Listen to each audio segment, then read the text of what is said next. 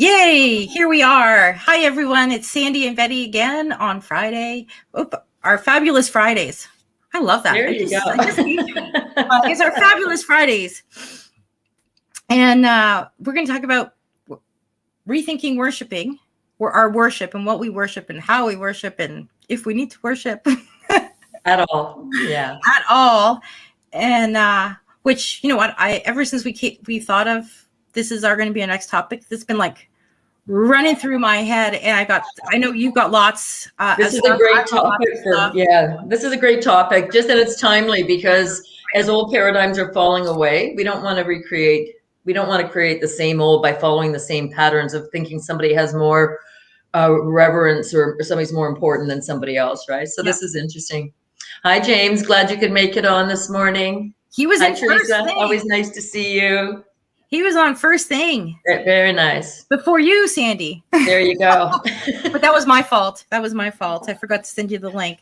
But okay. I don't know. It's all good. Do you mind if I do the card?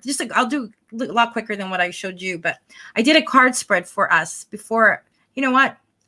As I'm practicing and I'm continuing to, get back into it, I figure, okay, every day I do at least a few. And I thought, okay, we'll do one for today.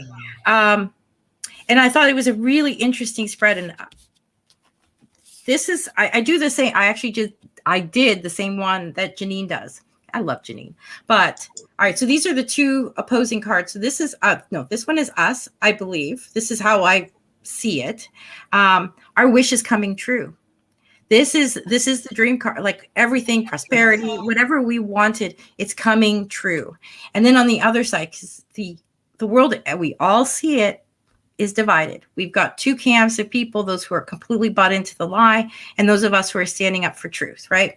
And they're sitting here with everything that's going on in the world, sleepless nights, worry, this is not fun for them.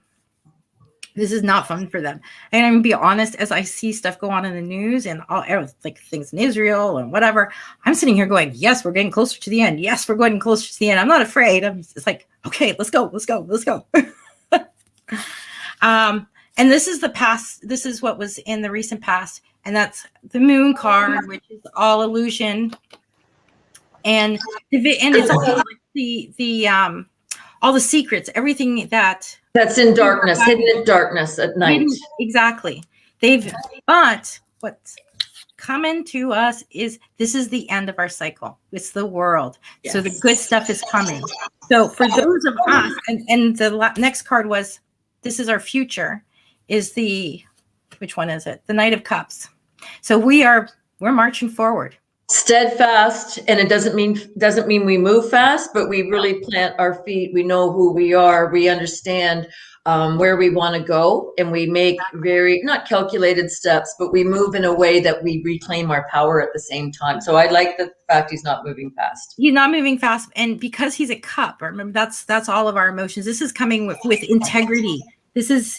We're moving forward with integrity. All right, so he's a good guy. And then what was funny, because underneath, when we aspect this side, we've got the Nine of Pentacles.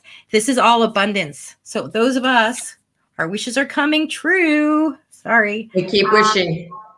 We have a lot of abundance coming. Our wishes is coming true.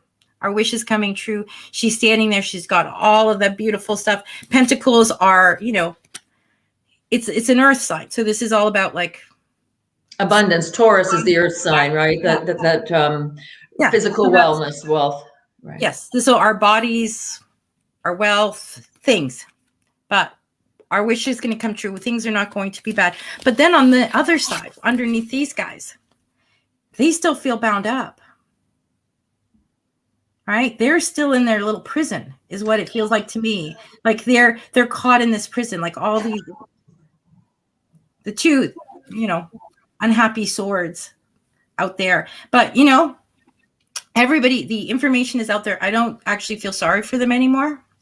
As we're leaving Pisces as well. Pisces is the 12th house in the Vedic Astrology, and that's all about self-imposed prisons. And what you're showing me there, and that's what I'm seeing, the old is dying away, the era, the last 2,000 years. So yes, there's prisons that we were put into by other people, but there's also self-imposed prisons. And that's what the people who are still holding on to this corrupt abusive, absolutely tyrannical regime in whatever country, that's what they're hanging on to. So you have to ask if they like their own misery. Yes. Look at the gas prices have gone up. Nobody's complaining about gas prices, but they sure, when Trump was in, and he had the prices down. Like, you know what I mean? Like, it's crazy. Fair enough. But actually, that's a really good segue. When you said that, Sandy, I was like, wow, isn't worship a self-imposed prison too? We're going to have a lot of fun with this. And it was like, well, you know what? When you, because it's giving your denying power away to yourself somebody when else. you worship, you deny yourself. So we're going to talk positive things too, right? We're going to give people a lot of, but I wanted to touch on, we're moving out of trouble. We're moving out of this. That's again, still on that side, on our side. And this is the King of Wands, loyalty, strength. This is actually needing, it's telling us to step into our power.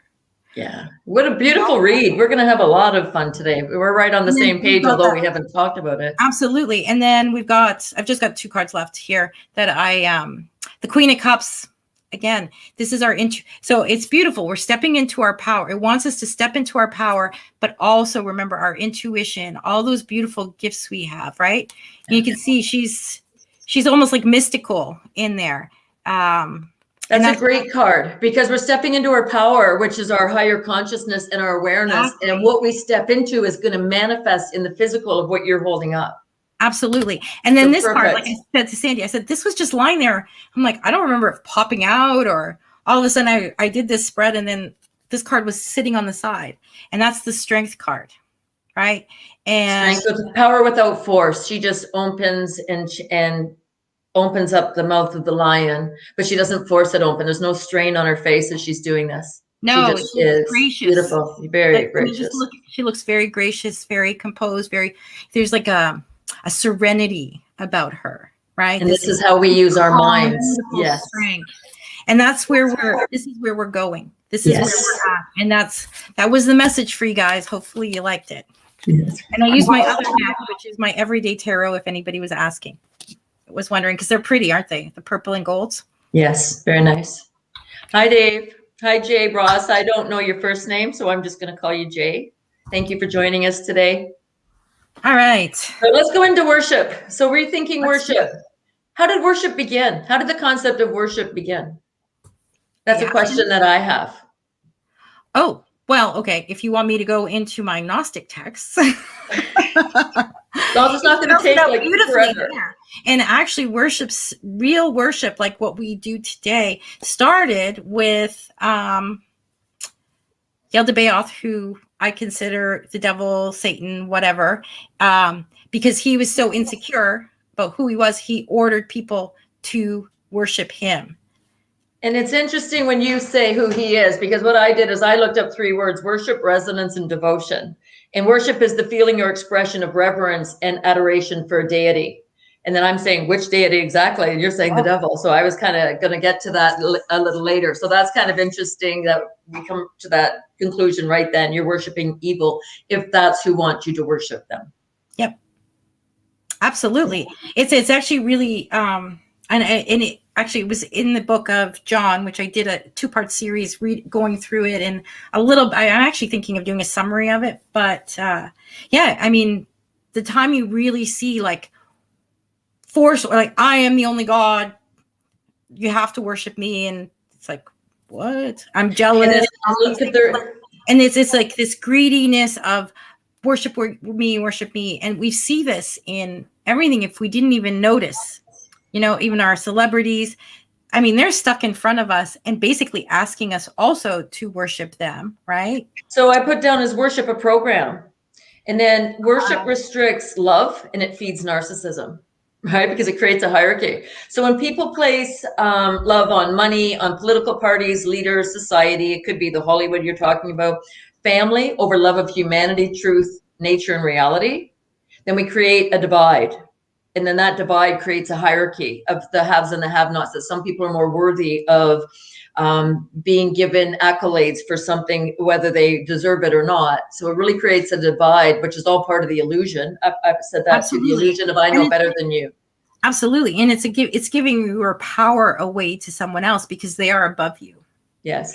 So what is it all about? Trusting me, not you. Well, who says I have all the right answers? And anybody who knows me knows I don't believe I do. It's all about empowering the individuals to empower themselves, and then gaining unearned trust, because I have the answer, because I've got a secret, because I've got a book of knowledge, I've got the secret text, I've got the secret, whatever it is, implies that the other person isn't as powerful or knowledgeable or worthy, which is not true at all, right? And then I put down low self-identity is what they want you to have, low self-worth, so that they can control you. So it's all about control too, right?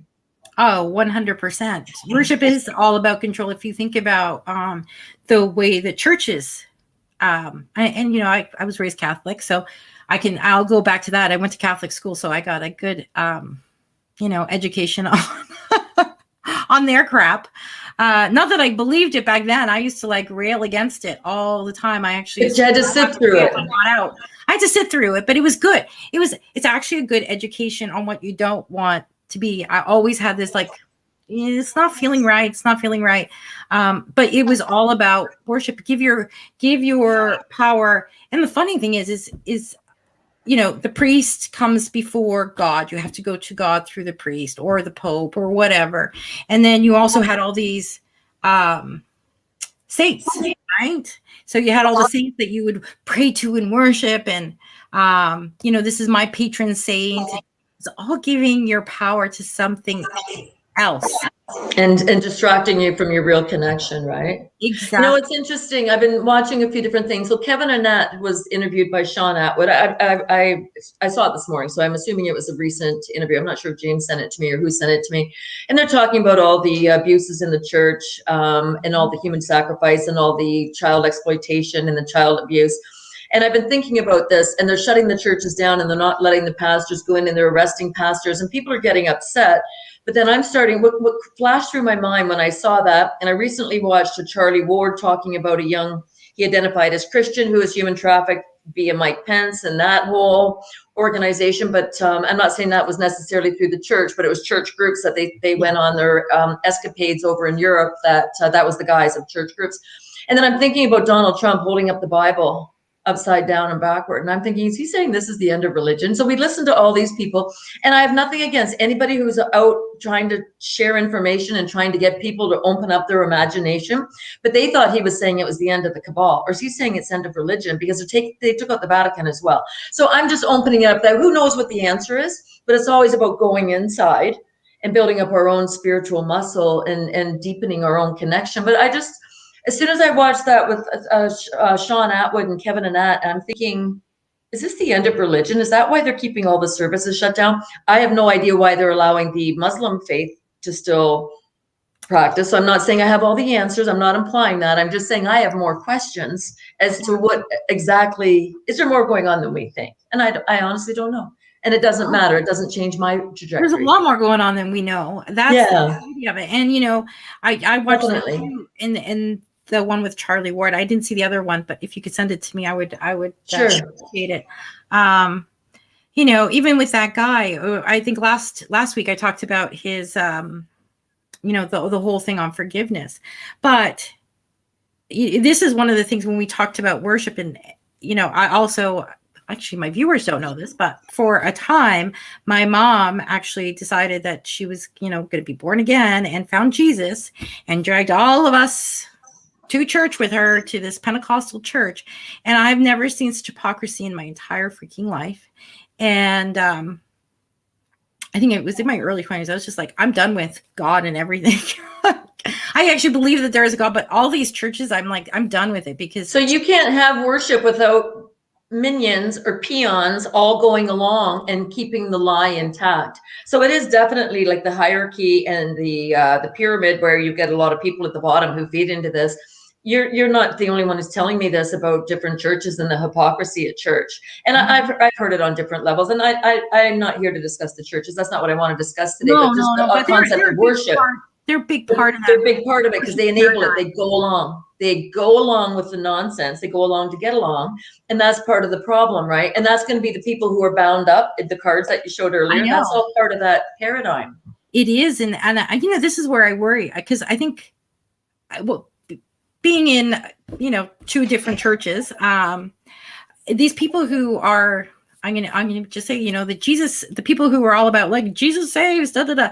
I think the Bible and religion have lost the message of Jesus, because Jesus didn't come here to be worshipped as a God. That was not his purpose. His purpose was to follow what he said. He was a messenger to tell us how we're supposed to live, who the evil ones are. Everything we're doing right now, actually, it was the message. What they did with him was they took away the message and created this person to worship. Deity.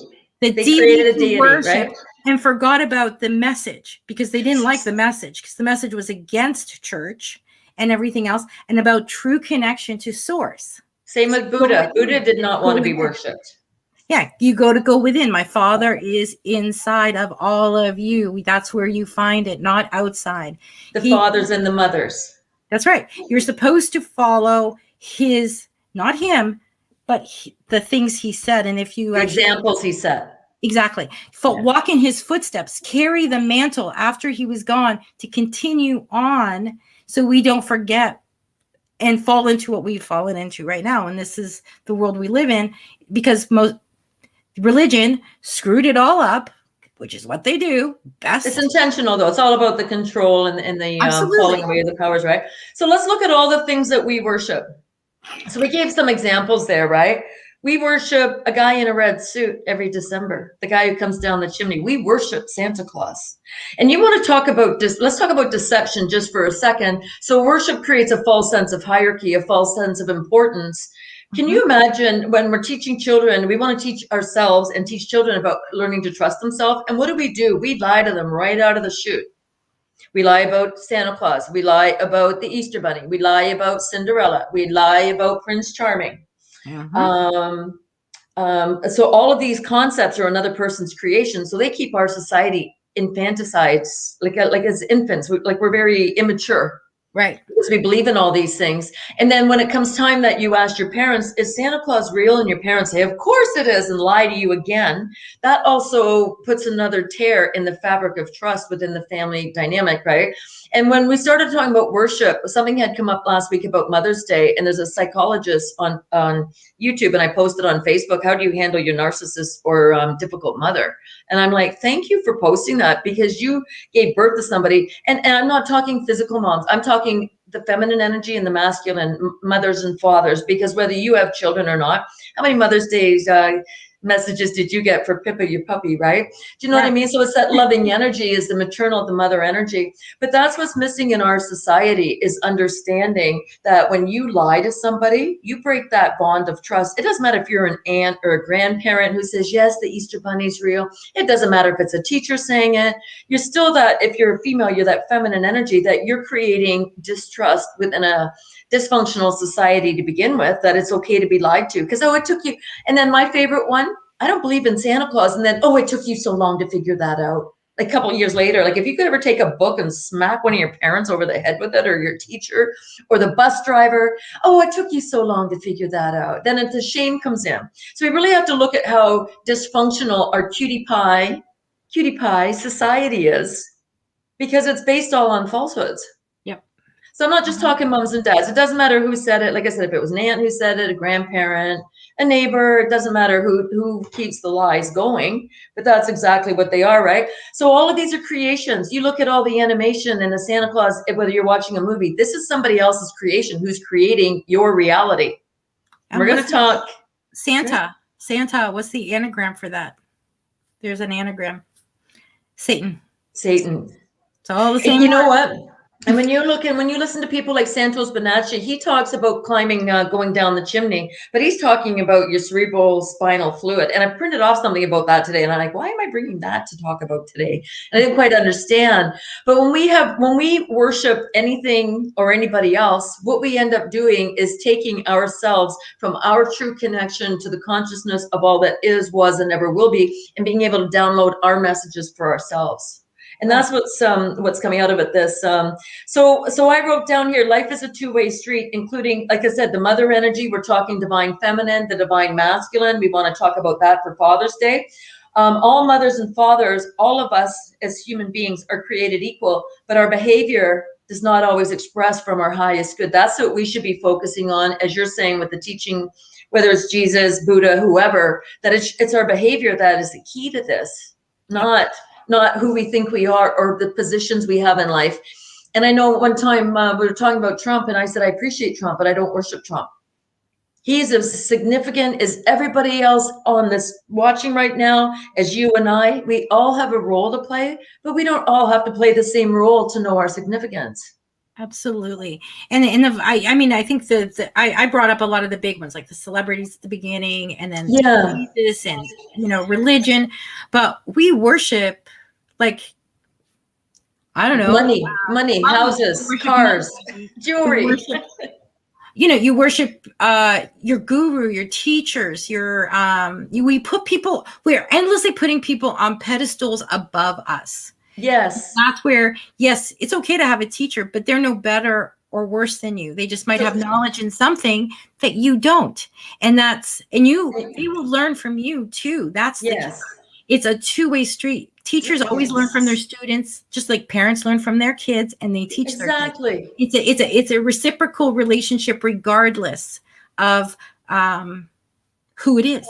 Yeah, the hierarchy. So what happens if you teach anyone who's taught adults, any courses where you teach adults, it's a whole different experience than when you're teaching children, because children don't have the knowledge. So the teacher in that environment with a younger person can trick themselves into believing that they're superior, that they have a knowledge that the child does not have. Well, that's normal because the child hasn't matured enough. But if you try that attitude teaching adults education, you're going to get your ass handed to you, because they've got different experiences, and they know the significance of the experience.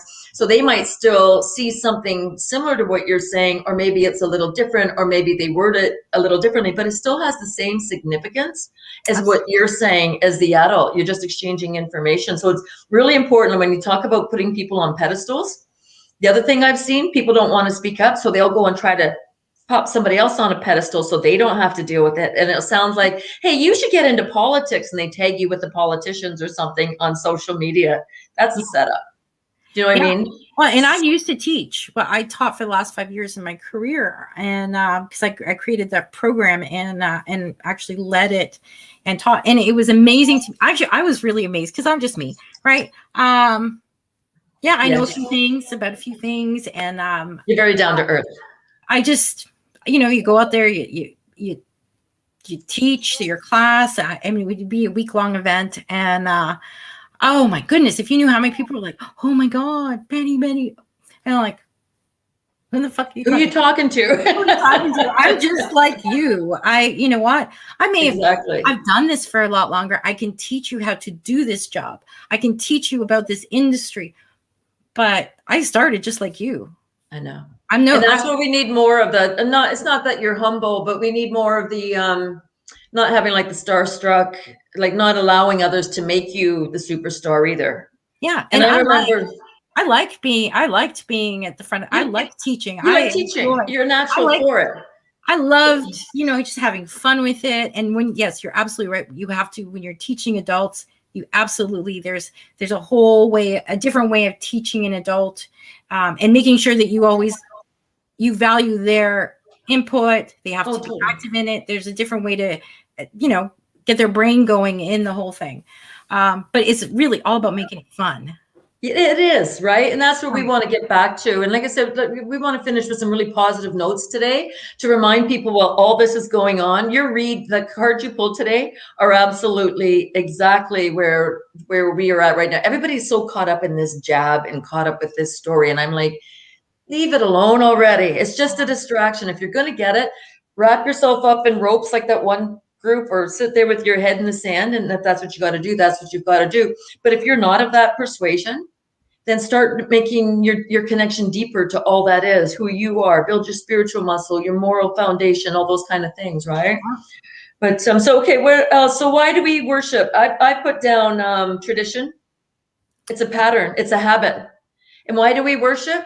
So Mother's Day, Father's Day, Valentine's Day, Christmas, Easter, because it's a Hallmark event. It makes money for people. You buy fuzzy clothes, like fuzzy toys on Easter, and you buy clothes maybe, and you buy all kinds of food. So it's just a reason for retail, and another reason to buy something in this materialistic world, right? Absolutely. But it's also there to make you feel bad, because what is the high suicide rate? Christmas time, people who are alone, they don't have the family or somewhere to go. Interesting. Yeah. So it also is setting us up, is all a setup to make you feel less than if you don't means get you will to worship. participate in the, so Valentine's Day, you don't have a sweetheart. So now you're alone and everybody else is in love and not me. Right? Think about it. Think about it that way. Totally. And then you've got Easter, same thing with family, but not as big for most people. Christmas is always the biggest holiday. In the U.S. is Thanksgiving. But if you've lost your mother or father, funny, I got an email yesterday from, I think it was from Etsy, and saying, if you want to opt out, I know it's a difficult time, if you want to opt out of the Father's Day emails, in case, I guess, I have lost my dad. So I'm like, yeah, it doesn't bother me. I know other people have fathers. I've dealt with it. Do you know what I mean? But it would send other people into spirals. It's like, I don't have my father, or I don't have my mother. And that's just emotional trauma that has to be cleared. And I don't mean to minimize that if you've lost somebody you love. But all of those holidays are pushing buttons for exactly that, to open up the trauma and feel it again. And again, to make you feel less than. Yes. Isn't that interesting for some? Yeah. And create more of a hierarchy, the haves and the have-nots, the divide of the happy and the sad, right? And, or the worthy and the non-worthy and things like that. Another way to divide. Isn't that a great point on that? I never thought of it as really pointing out how disappointed some people are wherever they are at their station in life, or where they've, that period in time, right? Yeah, it's a really interesting dynamic. I mean, hey, that's why we do this, because we have different points of view on things. Yes, or we look at things from a different angle. That's the other, right? And really try to explore why we got to this mess that we have in the Western society, so that we can make the changes. And we are making the changes. And as we go through them, we can let some of these expectations fall away, right? So that brings up the next point that I have. Worship creates expectations. Right? You have a worship. So your parent has a business, and it's a family business, and they expect you to follow in their footsteps. So because we are the family business, whatever that means, but it's a worship of that business because that's who we are. But if you don't follow in the family footsteps, then you can be considered an outcast, right? So what does expectation come with? Possibility for disappointment, because it's that other person's expectation. It's their interpretation of the creation they're creating that they want you to participate in, instead of you creating your own. And it doesn't mean you don't follow in line with that business if that's what you choose. But the idea should be that we choose. So worship can create a lot of, when you worship materialistic things, it can create a lot of expectation and pain when somebody doesn't follow through with what another person wants. Well, and that's also a program, is that whole keeping up with the Joneses, right? Yes. Too, and that's, I know you were talking about a family business, but when we're the materialism is like, well, why do they have this car or that house or this? I have actually it's actually friends of my parents, but that have actually, I could see firsthand. One got this kind of, a Cadillac. Oh, well, the other couple ran out and got a Cadillac too. Isn't that, I know. In that neighborhood. Oh, well, we got to live in that neighborhood too. And it's like, what the hell is wrong with these people? They bought a summer house. Oh, they bought a summer house in the same place. It's like, I've lived that, I'm going to say experience. And I had a neighbor once that he would be so upset. I'd say, hey, how's it going? And he would go, do you see the new car over there? And I'm like, why do you care? How do you know the bank doesn't own it and it's not all just on payments? Like, why do you care? I could not get that thought through this. It was a young family, right? But I could not get that thought through his head, that just because somebody has something doesn't mean they own it. Yeah. Right. So, but you're right about keeping up with everybody. I went through that. People wanting, I moved into a certain neighborhood. Next thing I know, everybody wants to move in. Do you mind if I move in across the street? And you have to say no, but you're like, are you kidding me? I see you 5 times a year and it's perfect. We have a great time when we get together. I don't want to see you every day, but you can't say that, because then you look like you're being a snob, right? Like it's, people really have to get over the materialism, because that's all signs of low self-esteem. If you have low self-esteem, you need somebody to worship. And look at what's an example of worshiping an item? People go out and would wait in line to get the latest iPhone that came out. Like that's your priority. That's what you find value in. I find that So crazy. Or and so you're video worshiping an game. electronic device. Yeah.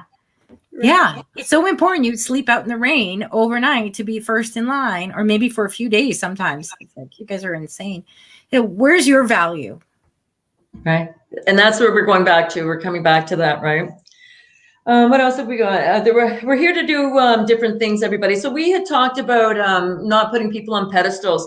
And what I had come up with when we were talking about this is my understanding of Vedic astrology. So in Vedic astrology, just because we have different purposes here, doesn't mean that we all have to do the same thing. Does not mean one has more value than another. So when we look at Vedic astrology, so there's 3 types of signs. There's a cardinal sign, which is a leader sign. So if you have any planets in the zodiac where there's like if you have a house in the zodiac where there's a cardinal sign, you might be a leader in certain things. So in Vedic astrology, I'm Cancer, which is a cardinal sign, which is the mother energy. And when I'm hearing all this, I'm thinking, oh my God, this is me to a T. You know, it's the emotions, because I can speak with a lot of emotion, but still be balanced. I'm not always balanced. That's never been my goal. But I can always speak with the very maternal side and bringing the maternal instinct and intuition back into society. But I have other planets and other houses that do other things. Somebody else might have their cardinal sign in Aries, so they're going to be out there and they're going to be a leader and they're going to be very in their head. Neither one is right or wrong. But there's also signs. So the cardinal signs are Aries, Cancer, Libra, and Capricorn. Then you get into the fixed signs. Sometimes you want somebody who's so driven, who's so devoted to their cause that they can stay on point. So you want somebody who has fixed energy in their personality. Those would be Taurus, like the land of abundance, or like the sign of abundance and of joy. The Nine of Pentacles. It was the Nine of Pentacles. Right? So you've got all this in the card. But fixed signs, Taurus, Leo. Leos can be stubborn. In Western astrology, I'm a Leo. So it doesn't matter which one you follow. You can even look at both, but you cannot combine them. So I have a bit of that Leo energy, all from the solar plexus. Like I've got a lot of fire and lion in me. So fixed signs, Taurus, Leo, Scorpio, and Aquarius. So when you wonder why people are stubborn, it's just what we are.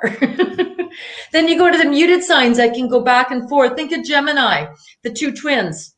So Gemini will look at both sides of things, but then that can be fantastic for troubleshooting, because you want somebody who can look at both sides of something, or 2 sides or more sides of something, so that they can help you make a decision.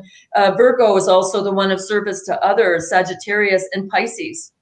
So they're all muted signs, right? So they can go back and forth. Of course, Pisces is a muted sign because it can hide from light to dark and all kinds of things, right?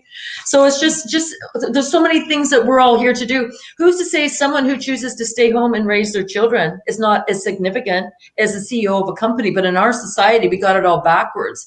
And when I was financial planning, I would have women say to me, oh, I don't work for a living. And I'm like, are you kidding me? You're a stay-home mom. You work full-time, 24/7. You don't get recognized with a paycheck. But I understand the significance of that, right? Yep. No, Teresa's actually, I live in a neighborhood that we're keeping up with the Joneses. I know, it's crazy, isn't it? They don't like me. They refuse to be the same. Good for you, Teresa. Yes. I found some people judge others by their sign before they get to know them. Labeling. Absolutely. And we're going to talk about labeling too. I have that because that's what the opposite of worship. Hang on, where did I put that? The opposite of worship is labeling. And what happens when you label somebody? So if somebody's got to be fantastic, then the other person has to be labeled to be put down. When you label somebody, you stigmatize them. And we use labels in our society. We use mental health labels. That's the go-to. That means absolutely everything and nothing. And I've heard people who've been labeled as having like post-traumatic stress disorder or depression because maybe they were in an abusive relationship and things happened. I'm thinking of one situation in particular. I don't need to talk about it. But then when it came to leaving the partner who was abusive, that she couldn't get her children because she was labeled as mentally ill. So we have to look at how these labels, so we put some people in worship. So right now in Ontario, we've got the Ford government says, hey, only a couple more weeks, we're almost there. He goes, I've got doctors on both sides. Some doctors want me to do certain things and close down, and some doctors want me to open up. Well, when did I elect one of these doctors as an elected official to make decisions for me, but oh, he's a doctor.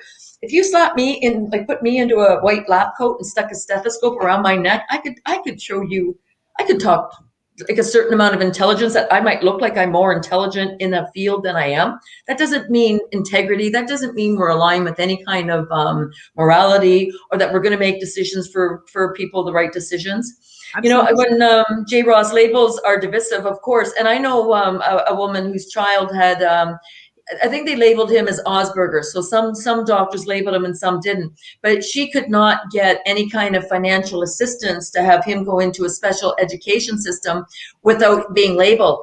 So then now that he's gone through the school system, he's got a label as autistic, which is mental illness in the fucked up world we live in.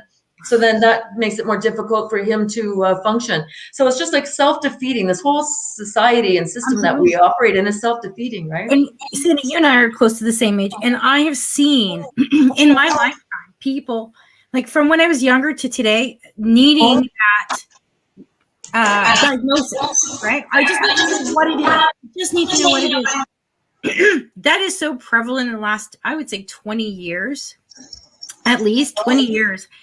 Has been, everybody just wants, I just want to know what's wrong with me. Nothing's wrong with you.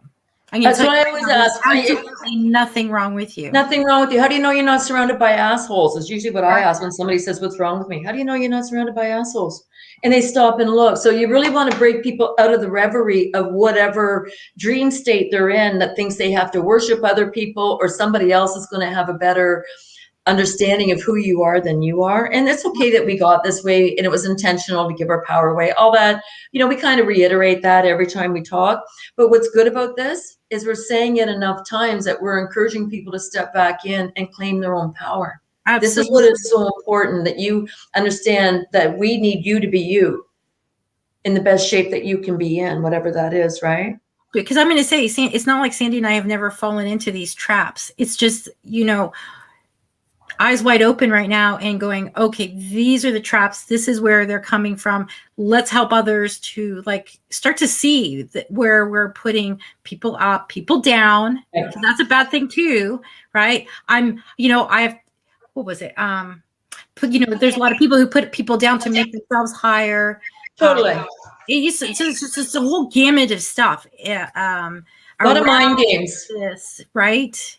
A lot of mind games. So when you don't know who you are, you might go in and play the game and try to draw other people in, whether you want to put them on a pedestal or you want to be on a pedestal, or you want to knock them down a little bit with your words and what you say to them so that they don't quite feel good about themselves or they doubt themselves. Like there's so many of these little games that are happening that are, we're getting tired of it. So when all this is going on, we see this happening around us. Again, the card where the person was bound. Yeah, with prisons sometimes of their own making. So when we watch all the insanity that's going on, and I know some people are upset by they're watching different videos on YouTube and they're watching people speak up about what they see is happening. Like a lot of them are coming out and saying, I don't know, I don't have all the answers, but this is what I see and this is what I'm wondering. And it's no different than I'm watching Trump with the Bible upside down, right? Yeah, that card, people they're bound by their own belief system. And that's what I said, belief. It's really what we're talking about today, which is breaking free from that. Breaking free from this, because guess what?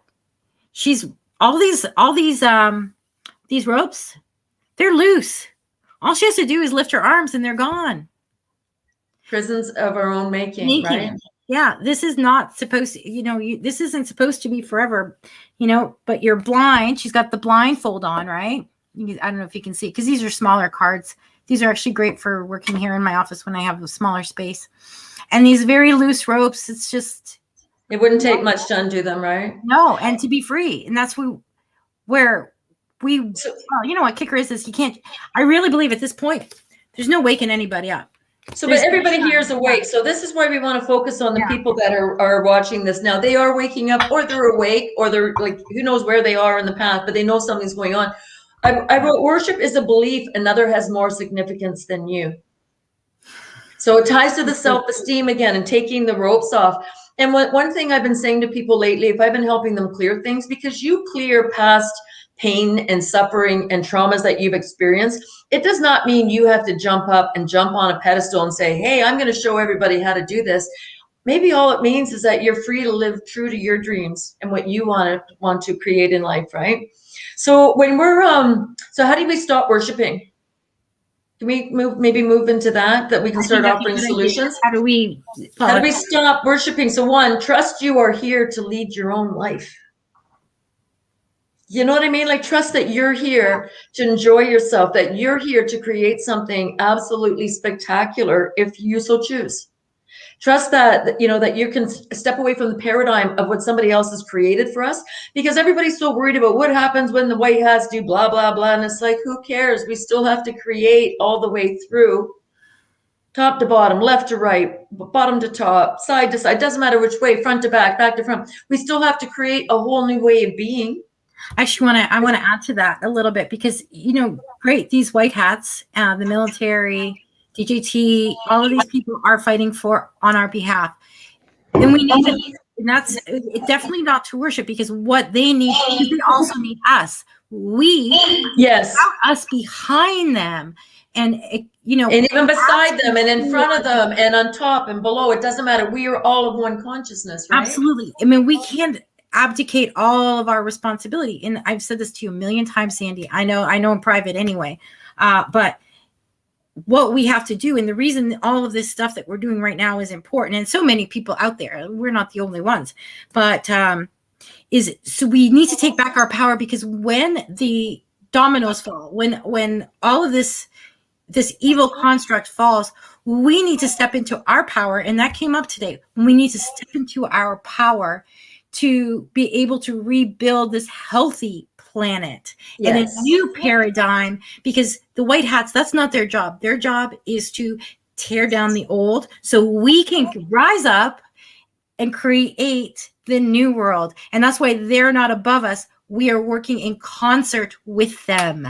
Yes, right. So when I say everybody, I'm going to blanket everybody, but I don't mean everybody. Whoever it is watching to see all this stuff come down. Well, they're watching. What's going to happen when all of a sudden the last brick hits the ground and you're standing there and you're still watching that, and then you're looking to see what you have to do.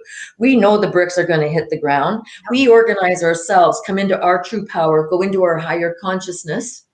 And I'm going to jump around a little bit. I was speaking to somebody recently, and he was telling me, so where we're going, I think we're going to start being able to transcend different dimensions all at once in this physical reality. So as these energies are coming on the planet, we're going to have new abilities that we didn't know how to have. But it's going to be like, if we don't know, think of Harry Potter, the first time riding the broom. Right? He didn't know what he was doing. He was bumping into things. If we don't know how to command our mental energy, that's what we're going to create more of.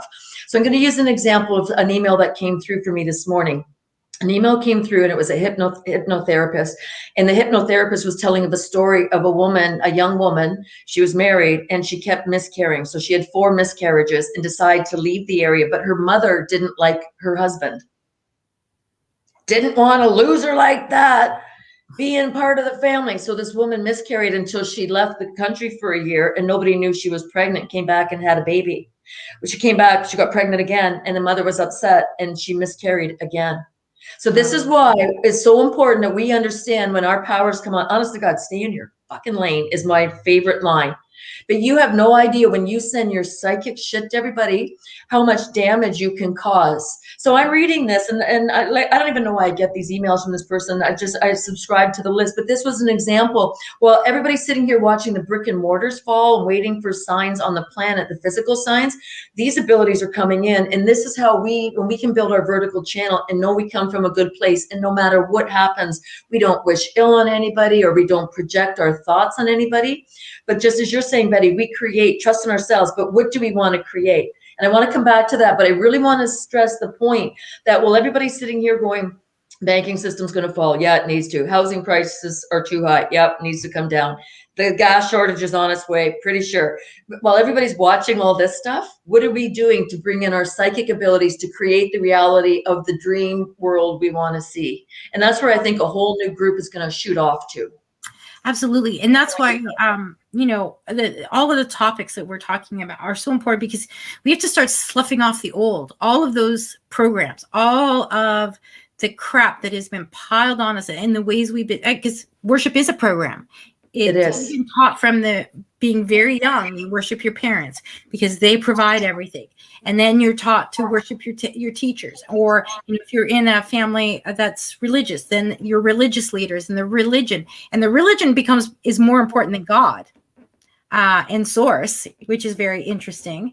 And no matter who tells you the religion. Tied to that religion is like, you got to open your hand and find out who the true creator is. Yeah, and no matter who tells you that the religion, the religious leader is not more important than God, but then wants you to hang a picture of that religious leader in your house, you might want to rethink that, right? Absolutely. So we're splitting some lines here when we talk about worship. But let's just to make clear, let's talk about resonance and let's talk about devotion, because a lot of the topics we have, Betty, like we can look at the difference between an empath and an enabler. There's such a thin line between them. So when I looked at worship, it says the feeling or expression of reverence and adoration for a deity, and then I wrote worship, W-A-R, ship, which deity exactly, and then so it's reverence that you offer a divine being or a supernatural power, but we worship humans instead, which drops our frequency because we're basically applying something that we're supposed to apply to something that's out of the world, like a deity or a supernatural power, whether you call it Jesus, Buddha, whatever. But we're applying it to humans when we worship our movie stars, when we worship our sports people, all those kind of people. So resonance was an interesting one because when you just really have a strong resonance with another person, you get them, you understand them. What it says is production of a sound or vibration. Well, given that we're all sound and we vibrate, I thought, how true is that? But because of the way humans operate, they had to change the meaning. So it's the production of a vibration, but it's to have a particular meaning or importance for someone, to affect or appeal to someone in a personal or emotional way. Right. So they've changed the meaning of it, but we get it. When you resonate with somebody, but because you resonate with somebody today and maybe for the next year. And I'll use an example. I was watching Gaia TV for a couple of years. I was just hungry for everything I could watch on that. You get to the point, you get it all, but then you move on. But it doesn't mean you don't have respect for that. You move on to get another teaching or to expand your teaching. And it doesn't mean it's no longer good or it's not beneficial for people to watch. It's just you're moving in another direction. So now you're resonating with somebody else. It was a step in your evolution. Totally, and I'm so grateful. You finished that lesson. It's not good. It's good. It's not a bad thing. But now your growth is moving on to another layer, right? Another level. So it's no right or wrong to it, but that's when your resonance, when you can watch something or you hear somebody speak and you're like, whoa, yeah, that makes so much sense. But then put it in your learning, wherever your path is going to be. And then off you go to the next, like to whatever the next one is, or you start making your source of information bigger. Like maybe you start a group where people start talking to each other because there's a whole group of you who are getting it and you're all adding different things to the conversation and to the growth of that group, right? Then we go into devotion. So it's okay to resonate with people. It's okay to resonate with information. It's okay to resonate with thoughts that you have or dreams that you have that other people are dreaming. This one of my clients said yesterday, she was having people who are having difficulty appreciating what she thinks. Right. And she told them, there's a lot of people I know who think what I think. And she almost used the reverse of trying to say, well, Mary does it, or Mary believes it, or whoever believes it too. But it gave her credibility when she says, I can show you other people who think what I think. And then that kind of backed the other person off a little bit. I'm not alone in my thinking. So it's okay for us to say things like that, but without saying, I believe everything this person says, or you got to believe 100% of this person. So the next one was devotion. So you can be devoted to truth. You can be devoted to love. You can be devoted to making the world a better place. You can be devoted to your sweetheart, your pet. You can be devoted to your family, your community. And what devotion is love, loyalty, or enthusiasm for a person, an activity, or a cause. So we can be devoted to things, but still not worship somebody as being more significant. And I just wanted to make those little nuances. I just wanted to touch on them to understand, because you still want to come from love in your heart. Absolutely. We're still devoted to humanity. And that's what happens. A lot of what's going on right now with birth families are falling apart because people are just at polar opposites on views.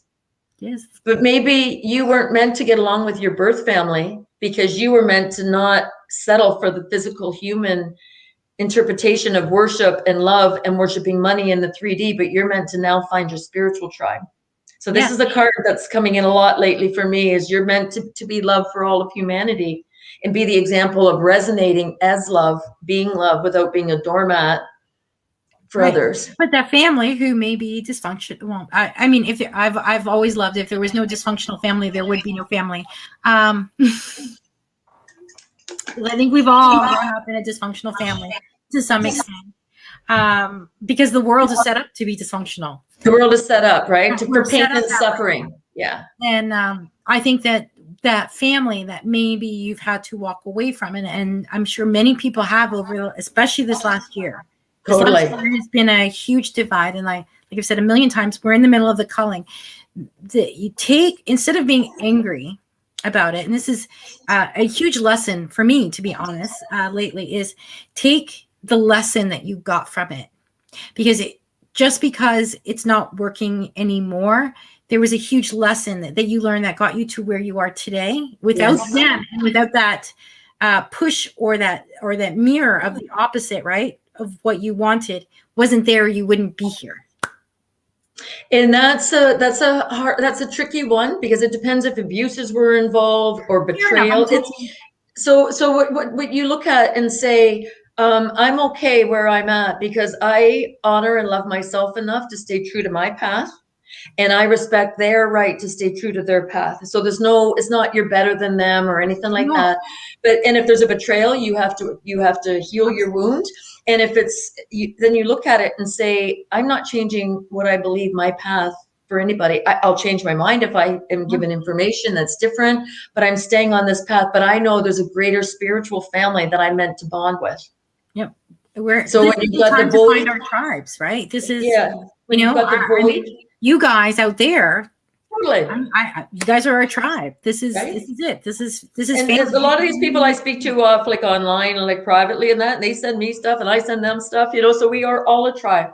There's no hierarchy. We're all doing this. But what I was going to say, when you have something that happens and you have a void, maybe it's whether it's your birth family, whether it's friends, it doesn't matter. You create a void, and this is the key. The conscious universe doesn't like a void. So if you've created a void because you no longer have somebody in that space, there's going to be something that comes in and fills that space. And this is where you use your own consciousness and your heart. You decide what comes in and takes up resonance in your body, in your mind, in your soul, in your spiritual connection. You get to decide when you're consciously aware of how to use your mind. You bring in, no, show me this or something better.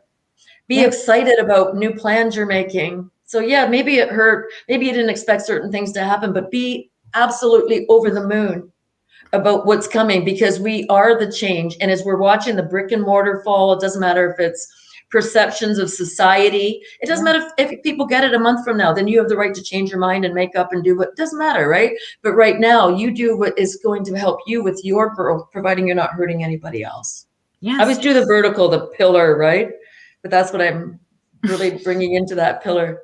So trust you're here to lead your own life. Trust you are significant as everyone else, regardless of the role you play.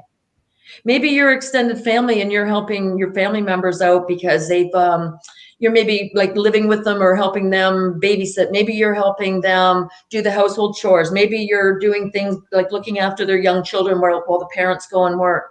It's still significant, even though it doesn't feel that way. If you're giving love to those children and a safe environment for them to be in, trust you are to develop your own connection to source. You get messages that nobody else is meant to get because you have a particular role to play on this planet at this time. Your messages, Betty's messages, are different than mine, although because we're so much alike, a lot of our messages are similar. We resonate. So when you said you're reading today, I'm like, oh yeah, I see that. Right? It was like so cool. I was like, just before you came on, I was just did a quick shuffle. I'm like, what do the folks need to see today? What's And it was it's funny. It wasn't for me. This was not a message for me. I was actually because you're just a messenger. And I did the same. I did my invocation, call in Prime Creator, and I say, "What ask to be divine conduit? What do people need to hear today?" So I'm doing this and you're doing the cards at the same time, right? This is how the synchronicities are supposed to work. It's supposed to be fun. It's supposed to be magical. I remember a client coming in, he was being a standing like a 10 a.m. appointment. And the one day he walks in and he looks at me and he goes, you started working on my file at 9:10 this morning. And I'm looking at him and I think about it. And that's when I put the file on where he sits. I put his file on the table where he sits. And we just laughed about it because this is how we're supposed to communicate. Well, everybody's worried about the white hats, the black hats, the ass hats. This is what we're supposed to be developing, right? Our spiritual muscle and our ability to communicate telepathically and to know. When I was saying earlier about that one gentleman, or I was talking about the woman and the NLP, like the hypnosis and the mother, projecting this miscarriages onto her daughter. I was speaking to a man this week and he was saying that he was, things are starting to happen and he was at an intersection and there was a car coming the other way. And there was a car in front of him that came out from the right and it was going to turn left right in front of him. But he said it was a red car. He goes, I could see the whites in their eyes and they were scared. They knew they were going to die and their car was going to hit me when this white car hit them. He goes, the white car went right through the red car as if it wasn't there. So he's seeing on different dimensions. So if we think all of this isn't happening while all this crap is being like all the distractions and the wars and the Middle East and all this stuff going on, this is what is really happening. These dimensions are starting to fall down. They're breaking down.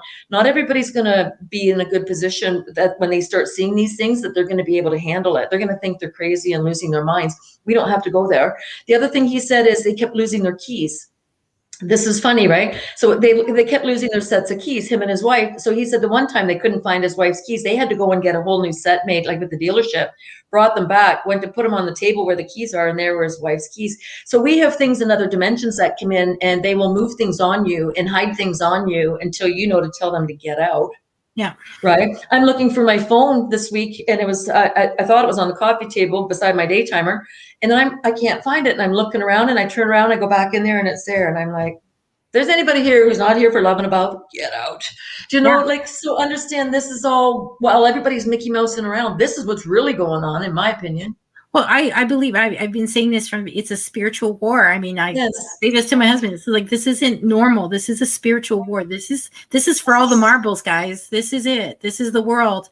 And I was reading somewhere where like, oh, well, we're on a cycle and this keeps happening. It's like, no, I actually believe this is the last time we're supposed to do this. I think it is too. And they're playing, everybody's playing for keeps.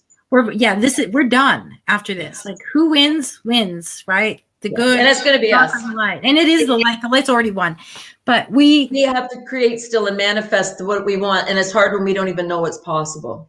Well, and the thing is this is the time to go within and really build that spiritual muscle and continue to connect, because when we connect, all of the bricks and mortar, all of the things that are going to fall, we aren't going to be the ones freaking out. We, like all of you guys out there, Sandy and I and whoever else is on whoever else is doing it, yeah, we're the ones who are going to be able to stand up and lead those who maybe not as strong.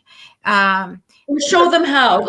You can lead or show them how, but make them do it for themselves, other than the little ones who are going to need, obviously, like physical protection and care and what have you, right? But we're going to be showing other people that want it.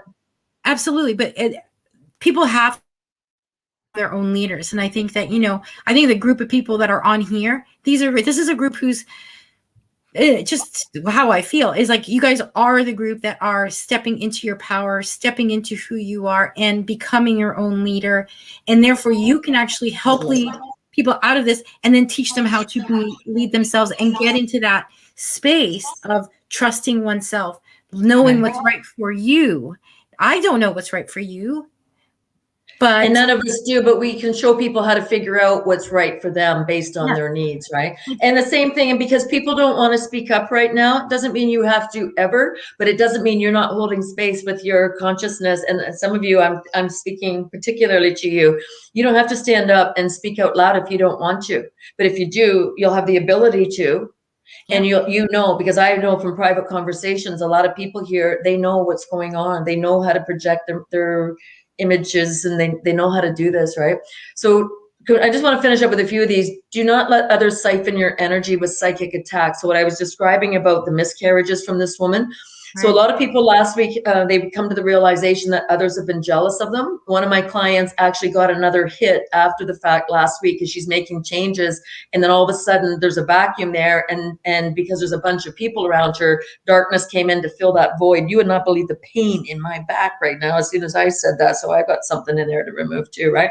But so this is how this works. So when all of a sudden you make some changes and then something bad happens, it doesn't mean that you're moving backward. It means there's something else that's coming to light for you to witness. If you can't move it on your own, that's fine. You contact somebody who you know can help you get rid of that or change it. And sometimes, so what she had written me a text, this woman, and she goes, I'm not sure if just writing this is going to help move it. It is, because you put it in the consciousness field.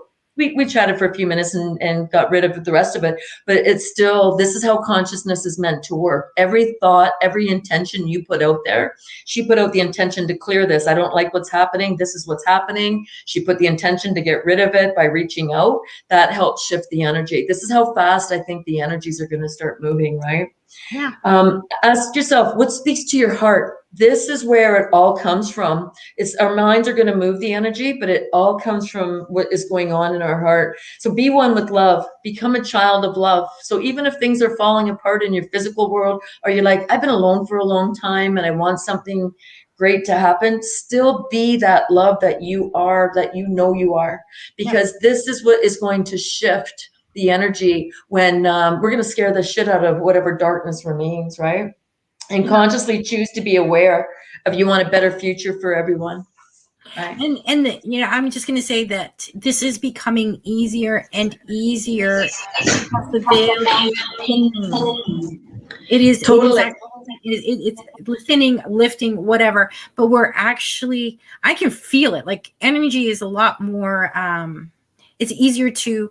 It's easier active. To grasp. It's very active in that you just have to ask for it, and it's right there for us. And it's happening faster, which is confirming, instead of sitting in doubt, saying I asked for something, and then 3 months later it shows up. It's happening almost instantaneous, and then you realize that you are the magical being. And pay attention. You are getting the message, because sometimes you miss it. You didn't realize, oh, that was the message. Yes. Right? So it's okay. It's all part of learning, right? And the one, can I read a little bit just about dreaming and imagining? So this is what everybody, they're in a positive state of mind in this group. They know things are falling apart. I don't see people getting too caught up in the bullshit. And it doesn't matter. It doesn't mean they're not watching it or they don't have a particular interest that they want to see develop. Go for it if that's your thing. But always know that you are the creative genius on this planet who's rebuilding while the rest of the world doesn't even know it's falling apart. So this is about dreams and imagination. It is our imagination that creates our reality. In a hologram in front of your eyes, imagine as you manifest from your highest and best self. Our ability to use our imagination and create the image we want before us, to imagine this holographically, is how we are meant to use our ability to image and create what we want in this physical world. And the AI has given us the screen, so we absorb their image.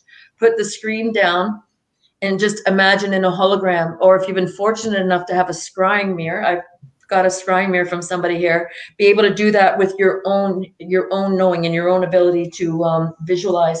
If our imagination creates our reality, dream a little. Take time out each day to imagine what it is you want to experience. What inspires you? Is it music, dance, art, time in nature, increasing your sentience, making the world a better place, remembering your true nature?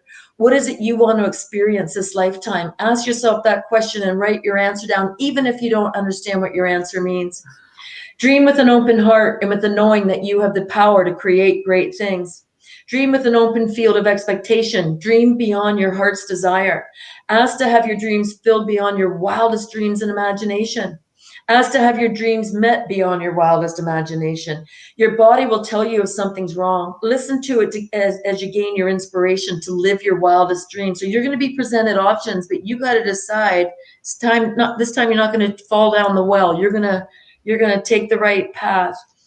Dream with the knowing that it's through your dreams that your natural inclination to create will come to fruition. The deep state doesn't stand a chance when we know how to do this.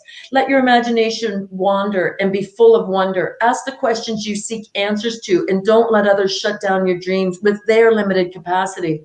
Ask the following questions as you imagine your way into a future that is bright, light, full, and abundant. What if? How can I? Dream with the intention of creating the best outcome for all people involved. Ask yourself questions from your heart and see what inspirations and synchronicities come to you. I know a lot of people here who can move things with their mental energy, and they think about things, and then next thing you know, they want more clients, and next thing they know, they've got clients lined up for 3 weeks. We know how to do this, right?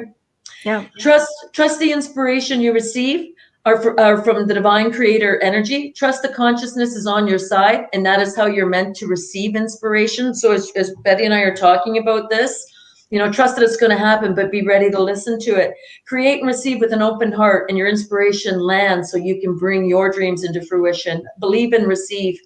And all things ye ask for in prayer, believing ye shall receive. Observe yourself in slow motion. So this is when you dream. Now you go to one step higher. Observe yourself dreaming. Observe yourself in slow motion as you would observe the bud open in the spring, like watching it over days open. Observe yourself. Observe the movie of your dreams in action as they unfold in front of your very eyes. Observe and know this is the truth of how we are to use our minds, our hearts, and our soul. Watch yourself blossom in the truth of knowing how powerful you are as you dream your inspirations into reality. Know in your heart you are a creator as magnificent as nature herself. Play with passionate embrace and be open to receive more than you can ever imagine. And this is a fabulous Friday. It is a fabulous Friday. I actually love that. I just popped into my head at the beginning of this. I actually want to say, when because it's springtime, and yesterday was gorgeous. Today is gorgeous. Get outside, take your shoes off if you can, and get in the grass. Sit by a tree.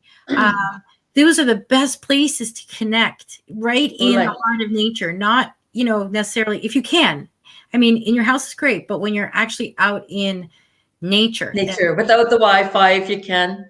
And Dave's right about writing helps, because writing is an extension of what comes out of your mind and your heart. Like write under a tree, like sit there with your notepad and just whatever inspires you, write about it, right? Absolutely. And if there's things that are holding you back or people you're upset with, write them a letter and then burn it. Don't ever send it, but tell them exactly what you think, just to release. Writing is a release, and it's actually putting your thoughts or your wishes on paper. It's like you're sending it out to the universe. Totally. Right. It's like those, those New Year's Eve lanterns that people do. They put their wish in the candle, and then it floats away. Though it's just like that when you put it on paper. It is. And this is all great because like we're talking about, we're watching the darkness fall away. We're watching how we got into bad patterns with worship.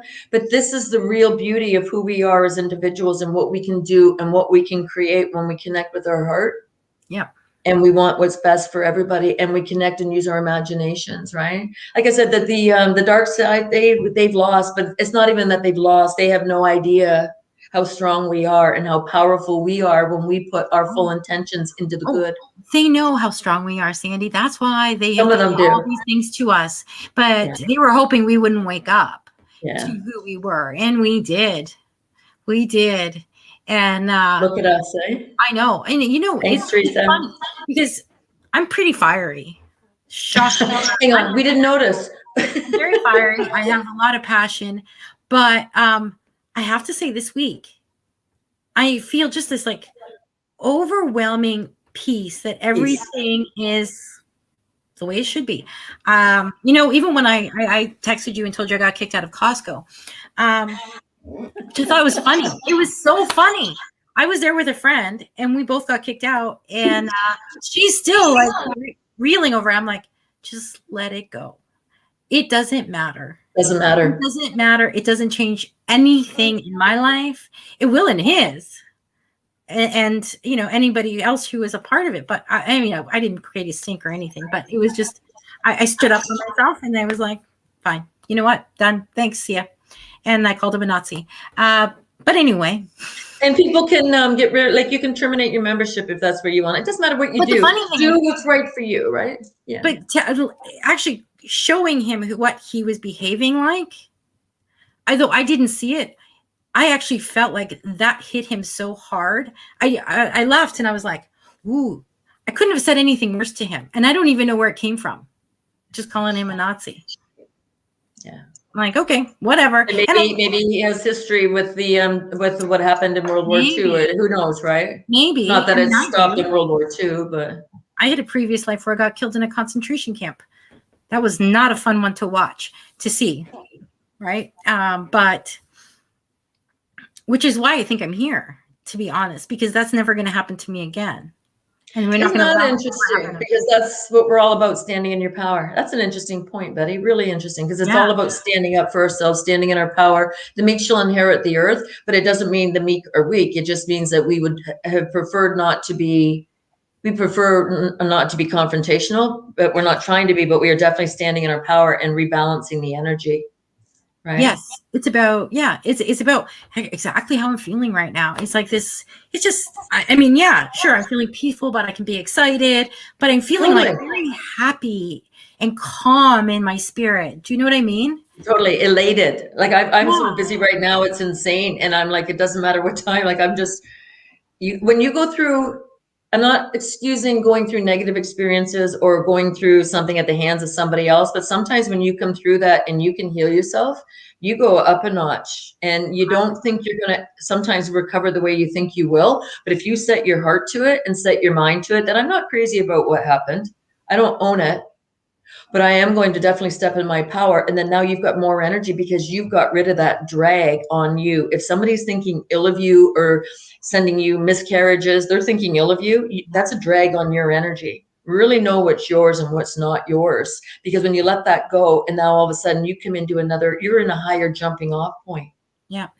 And it does look fiery when need be. I'm a water sign, and Jesus, there is so much fire inside this body. Lots of steam. My whole family would tell you I'm the fiery one. But where was I going? I wanted to say something. Oh, yes. It just popped into my head when you were speaking. You know, those who are victims, and I know lots of horrific things have happened to people all over the place, and it is inexcusable. Yes. But what I want to say is, don't live in that I'm a victim mentality, because when you said the more you've gone through in this life, the higher you can actually evolve. As horrible as it was, and I wish it never happened, and I wish that this world wasn't what it was, not what it is, what it was, that created those kinds of scenarios where pain can happen. Yeah.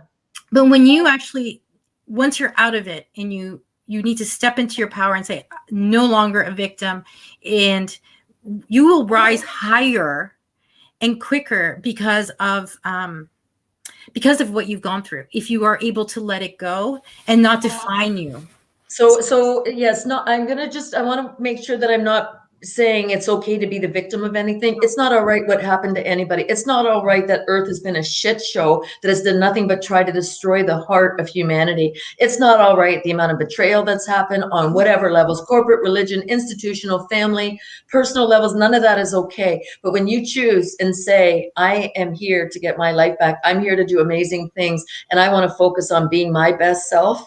What happened to me is not okay. It does not define me. It's something that happened to me, but I am stepping in my power. Absolutely. That's where you start going higher. And then if something comes up and it knocks you down a notch, observe as you go through and process it.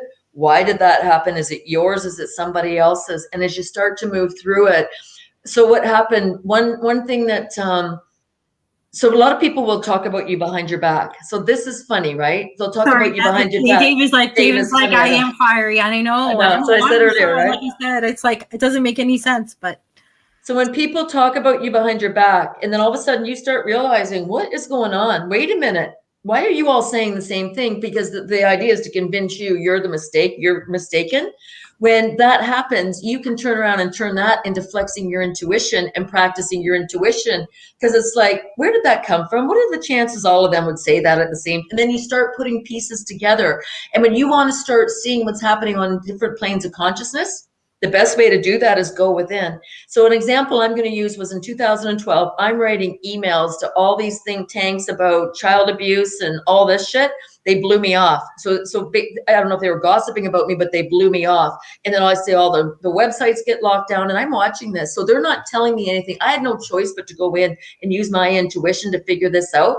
As soon as I said, they can't be this fucking stupid. This has to be intentional. Boom, lights went on. This is how you practice your intuition. So sometimes when you're being ignored or certain things are happening, it still gives you the ability to go inside. And that's just one more way of practicing your intuition, because now you know things. I remember somebody writing on increasing Canada pension contributions, and the what were they called? Institute, not the Franklin Institute. Who am I talking about? That's the Fraser Institute. They go yes, but no. I go, what kind of an answer is that?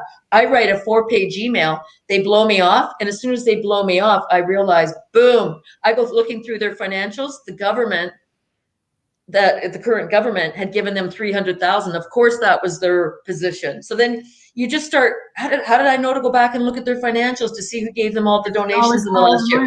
You follow your intuition. But my point is, so when people don't even answer you, it's not that you're stuck in the dark. You have a choice to go in and ask yourself the questions in the macro. So you ask the micro when you build yourself up, but you ask in the macro to see where the dysfunction is. Does that make sense? You know what I mean? Like when you go in there and you start asking, like, why is we locking down for 2 more weeks? So then you start asking yourself these questions. That's a macro question. It won't be the 2nd. I think it'll last the weekend. It probably won't be till the 7th. They're not going to give us a weekend. That's the 2nd is a Wednesday. Come on. So, okay. So I meant 2 weeks. So I didn't mean the 2nd. I meant 2 weeks. But my point is, so you start asking, why is this happening? But when you're asking the questions, you're shaping the consciousness field that is moving so much faster now. Like, we are so powerful. We blow our own minds if we knew. Oh, I already knew they were going to extend it. I can feel it. We're not done yet. There's still some cleaning up to do. So it's but my point is, you asked the question, why are we locking down again? And maybe the answer is because we got a little more to do behind the scenes. Why did RBC's share price drop 64% on the Friday? It was back up regular price on the Monday. Why? So ask the questions of the micro inside yourself, but ask the macro to get a sense of what's going on around you. All this is going to build up your spidey sense and your own sense of intuition and knowing, right? Yeah. And it's a muscle we have to, because that's how moving into the 5th dimension, totally. On the other side of this, when there is more of a divide between 3rd and 5th dimension, I don't know that it'll happen immediately, to be honest, because there's still a lot of cleanup to do. People are going to wake up in the end. And honestly, there is a portion, and I don't think it's a big portion, but I think there is a small portion that they're not fully awake, but maybe questioning. When everything gets exposed, they will come to the site, and that's what they need us for. That's what they need, not just me and you. I mean, like even the people. And I'm not putting that pressure on us, because but we're supposed to be. I actually believe we're the lights, and I'm not going hunting to find them. They're going to come out. Do you know what I mean? But we need to be prepared. We need to prepare to speak in a way that moves their heart and moves them to be closer to aligned to truth, or not. The key is don't babysit them. We let them decide, but this is where we're going. And if you want to see where we're bringing up our higher knowing, and I'll give an example. When it comes to religion, a lot of the Christian faith, they will not let you look at astrology. They will not let you look at numerology. They do not want you using your higher sensory perceptions. Well, I mean, I use my cards. They wouldn't let you use the oracle or the tarot deck, but they use it. So my point is, some of those people are going to be so hell-bent in their programs that they're not going to want you to be able to lead yourself into thinking outside of their comfort zone. So absolutely. But, and they are the power. Yes. These things they're just a tool. That's it. They're a tool. Practicing your intuition. It's all you're doing. That's it. Totally. And really checking in. And it's been a wonder. I mean, honestly, I'm so happy I got them again. And I have these 2 very beautiful decks. But before we go, I actually drew up my oracle cards. Want to pull one for the group? Sure. So what's the question you want to ask? Anybody have a question you want me to ask before we pull one? For the group, for everybody who's on right now. Yeah. Is Patty on the wax dreams? Is she on? I don't think so. I don't think that's Whale Star Dreamer. I could be wrong. No. But Wax Dreams was on last week, but I did see her on Mark Atwood, and I wanted to say hello. It was nice to meet you. So she's, if you look at her artwork on Facebook, I put some of her pictures up. She creates portals. So this is where we start using our imagination. If you're not ready to move through portals, don't ask to be shown how to move through a portal. But you can start to flirt with the idea that we can move into other dimensions within our consciousness and transport. Yeah. Right? Anybody have anything you want me to? These are just the oracle. It's just, it gives you a message like that with all my beautiful. So what's the frame of mind? What's a word or a frame of mind or a card that we can have for the next week? Just to keep in mind over the next week. What do we need to keep in mind for the next week? Humor. Something just fell out. A couple actually fell out. Okay, so this is what fell out. Happiness. There you go. Relationships. Happiness. We build our relationships, yeah. So cute, close to humor. We need to find our happiness. And joy is a card that's coming out quite a bit for me lately. Find your joy. What really makes your heart sing. Because as we are going to manifest in the future, this is where we come from, right? And I think we need to nurture those new relationships of people who are in line with us. That's what I believe this is about. It's, you're finding your soul family. We're finding our soul family. There are people you're going to have to just wrap your head around. Some people are not coming on this journey with us, and they're not in line with how you think and are putting you down. So when you talk about relationships and forming new relationships, I will be happy about it. For all the spiritual orphans out here who've been abandoned by your birth family or maybe by your friends or where you work, we're connecting and we're uniting, and we're going to do this psychically. We just know where we are. We know who we are. We know we're here to make a difference, right?